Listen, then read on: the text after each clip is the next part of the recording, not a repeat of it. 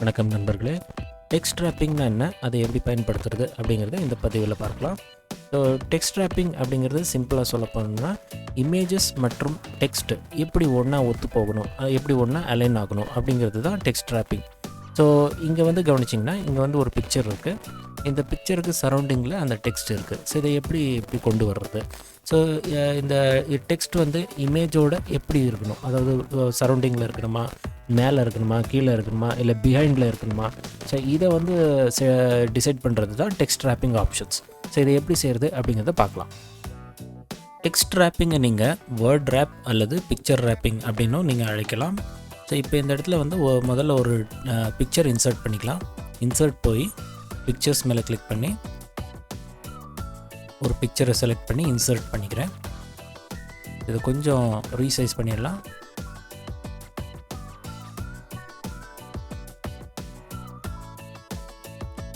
இப்போ வந்து நீங்கள் கவனிச்சிங்கன்னா ஃபஸ்ட் டைம் நீங்கள் பிக்சர் இன்சர்ட் பண்ணிங்கன்னா அது வந்து டெக்ஸ்டோடைய சேம் லேயரில் இருக்கும், அதாவது இன்லைன் அப்படின்னு சொல்லுவாங்க. ஸோ அதில் இருக்கும்.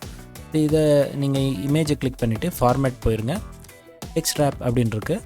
இந்த இடத்துல ஸ்கொயர் அப்படின்னு கிளிக் பண்ணிங்கன்னா உங்களுக்கு இந்த ஸ்கொயர், அதாவது இந்த ஒரு ஸ்கொயர் ஷேப்பில் வந்து அது வந்து அலைன் ஆகிடும். டெக்ஸ்ட்டு இமேஜ் ஒன்றா அலைன் ஆகிடும். இப்போ வந்து நீங்கள் இந்த இமேஜை மூவ் பண்ணி பார்த்தீங்கன்னா ஸோ அந்த டெக்ஸ்ட்டும் தானாகவே அட்ஜஸ்ட் ஆகுது பாருங்க. ஸோ இது போல் இதுவே வந்து நம்ம இந்த டெக்ஸ்ட்டை வந்து ஜஸ்டிஃபை பண்ணிவிட்டு அதுக்கப்புறம் அலைன் பண்ணி பாருங்கள்.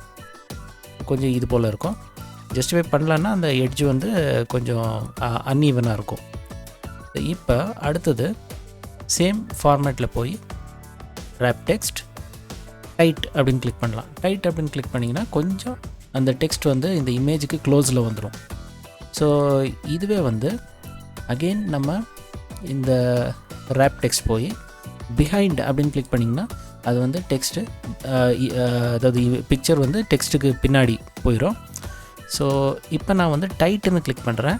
ஆனால் இந்த டைட் ஸ்டைல் தான் எனக்கு வேணும் அப்படின்னு வச்சுக்கோங்க. டெக்ஸ்ட் வந்து இந்த பிக்சரோட ரொம்ப க்ளோஸ்அப்பில் இருக்கணும்.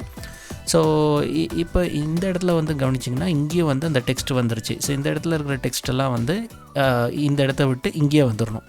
ஸோ அதுக்கு நம்ம என்ன பண்ணணும் அப்படின்னா டெக்ஸ்ட் ராப்பிங் மறுபடியும் போய் எடிட் ரேப் பாயிண்ட்ஸ்ன்னு இருக்குது. இதை கிளிக் பண்ணி இதை வந்து அட்ஜஸ்ட் பண்ணுங்கள். இப்படி மேனுவலாக நீங்கள் வந்து அட்ஜஸ்ட் பண்ணிங்கன்னா அந்த டெக்ஸ்டெல்லாம் வந்து இந்த சைடில் வந்துடும். ஸோ டெக்ஸ்ட்டு எவ்வளோ க்ளோஸ்அப்பில் வரணும் அப்படிங்கிறத வந்து இந்த ரேப் பாயிண்ட்ஸை வச்சு நீங்கள் முடிவு பண்ணலாம். ஸோ இது வந்து வெறும் இமேஜுக்கு மட்டும்தானா அப்படின்னா நீங்கள் வந்து ஷேப்ஸுக்கும் கூட இதை பயன்படுத்தலாம். ஷேப்ஸு, இந்த ஸ்மார்ட் ஆர்ட்டு, சார்ட்டு எல்லாத்துக்குமே வந்து நீங்கள் டெக்ஸ்ட் ராப்பிங் பயன்படுத்தலாம். ஸோ ஷேப்ஸ் போய் நான் வந்து ஒரு ஷேப்ஸை எடுத்துக்கிறேன், ட்ரா பண்ணலாம். ஸோ டிஃபால்ட்டாக வந்து அது இந்த இமேஜ் மாதிரி டிஃபால்ட்டாக அது இன்லைனில் இருக்காது.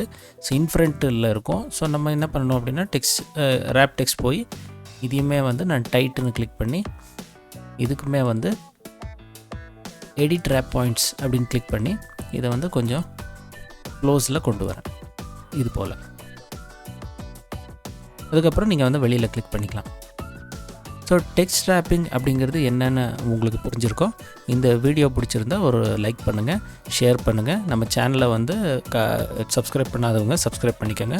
நான் மீண்டும் உங்களை அடுத்த வீடியோவில் இதே போல் ஒரு நல்ல டாப்பிக்குடன் சந்திக்கிறேன். நன்றி, வணக்கம்.